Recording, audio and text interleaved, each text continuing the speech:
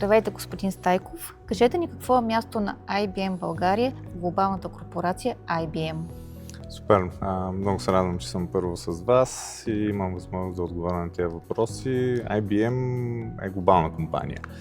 България в част от това голямо многообразие от различни локации и центрове, в които IBM оперира в световен мащаб, играе много централна роля, защото ние сме специално в организацията, която е най-добре застъпена в тази локация, Technology Lifecycle Services. Ние сме на практика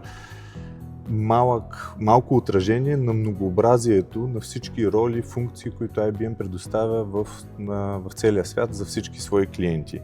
И затова иновационният център, в който се намираме в момента, на практика е най-големият такъв по своя мащаб от всички останали локации, в които IBM има подобни иновационни центрове в нашата Technology Lifecycle организация.